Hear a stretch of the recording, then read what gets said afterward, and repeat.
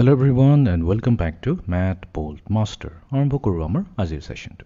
তো আজিৰ সেশনটো হ'ব এটা প্ৰেক্টিছ সেশন। আমি single and double bar chart কেনেকৈ পঢ়ে তাৰে ওপৰতে কেইটামান প্ৰেক্টিছ প্ৰব্লেম সলভ কৰিম। So let us begin. First question. Rahul asked some people their favorite color and graph the results of his survey. তো ৰাহুলে এটা সাৰ্ভে কৰিলে। হি বিভিন্ন মানুহক লগ কৰিলে আৰু তাহাঁতৰ ফেভৰেট কালাৰটো সুধিলে, যেনেকৈ blue, green, red, yellow, pink, এইকেইটা পাঁচটা কালাৰ হি লৈছে।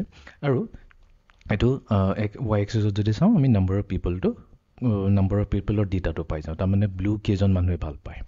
তো যিহেতু আমাৰ এই বাৰ গ্ৰাফৰ হাইটটো 60 লগত মেচ হৈ আছে, তো আমি ক'ম যে ব্লু এই গ্ৰাফটো চাই পেলাই আমি ক'ব পাৰিম যে ব্লু 60জন মানুহে ভাল পায়।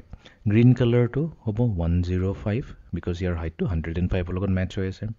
দেন ৰেডটো 45, য়েল্লো হ'ব আমাৰ 90 আৰু পিংকো হ'ব আমাৰ 90।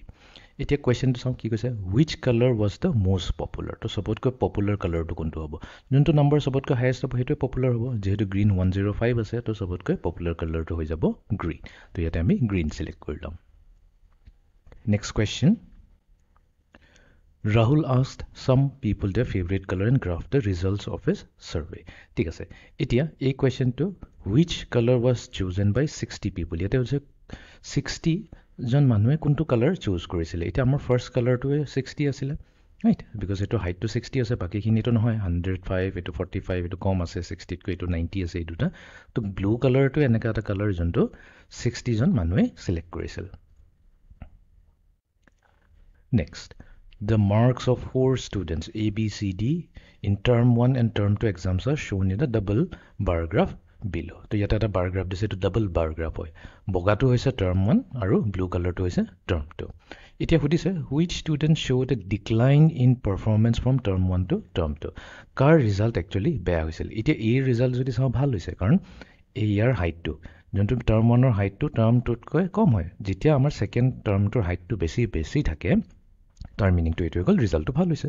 তো বিটোৰ ৰিজাল্ট ভাল হৈছে বিকজ টাৰ্মটোৰ গ্ৰাফৰ হাইটটো টাৰ্ম 1তকৈ বেছি আছে। চিৰো ভাল হৈছে। ডিত যদি চাওঁ টাৰ্ম 1ৰ ৰিজাল্ট বেছি ভাল হৈছিলে, বাট টাৰ্মটো ডিপ হৈ গ'ল, কম হৈ গ'ল। সেইকাৰণে আমি ক'ম যে ষ্টুডেণ্ট ডিৰে টাৰ্মটোত ৰিজাল্টটো বেয়া আছিলে।